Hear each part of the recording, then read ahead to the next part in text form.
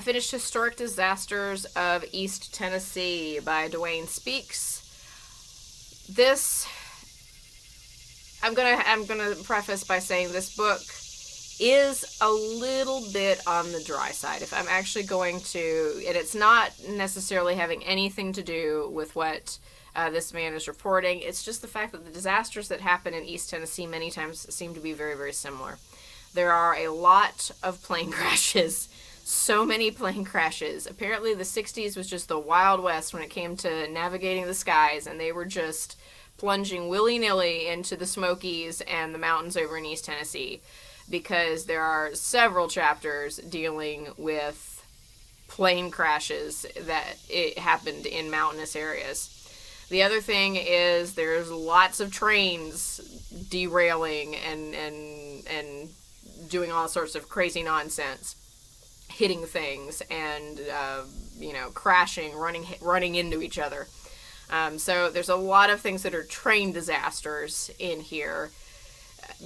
Maybe and there's two different mining situations of people who get trapped in mines, mines blowing up, mines collapsing, and different things. And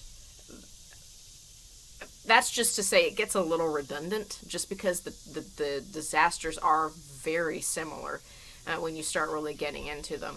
The ones that were maybe the most interesting, that were kind of like out of pocket, but he doesn't write as much about, is the one about the explosion of the illegal fireworks factory that was in somebody's barn.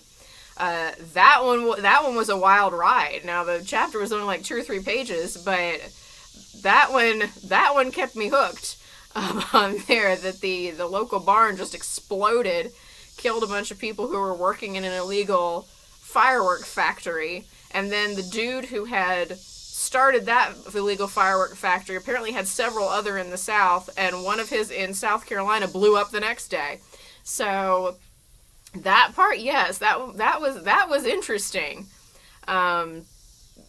Some kind of sad situation when it came to an ecological disaster that happened near Oak Ridge, in one of the plants that had a fall ash sludge lake, pond, whatever it was, that was held back by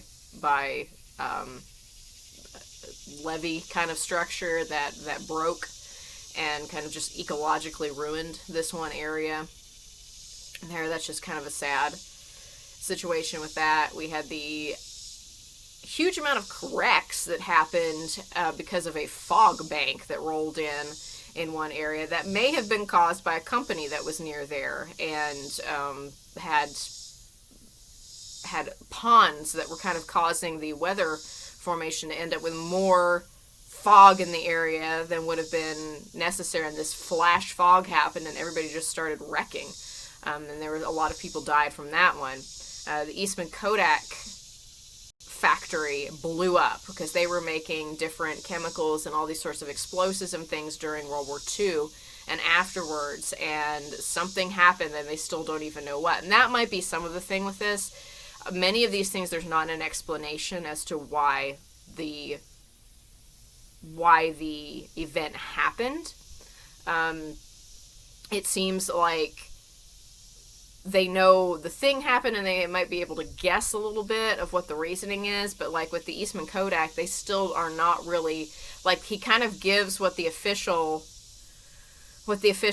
outcome was of what they said happened, but a lot of the evidence that he was pulling was saying that probably wasn't it. And so you're kind of getting him not necessarily a answer on some of these things, just like the train that hit the car that had most of the UT coaching staff in it, except for the head coach, that hit the car and killed the people in the car, the coaches. They still don't know why that happened. They don't know why the car got on the train track. They don't know whether they weren't listening, whether they weren't paying attention, whether they were just trying to beat the train, what was going on, because the engineer was not at fault, but they can't figure out why this was done. So I think there's a lot of that happening. And then with the mine explosions, it's just a mine explosion. It's just this gas got ignited and your explosion happened. And most of the plane, I think that was the other thing too, most of the planes, they don't know why they went down. They can't figure it out because there were no black boxes at that time. There was no way to really sort of figure out what was going on the plane. So it's just sort of like, and then that plane went down and this many people were killed and there was a lot of people trying to find the wreckage and whatever, but there's not really an explanation.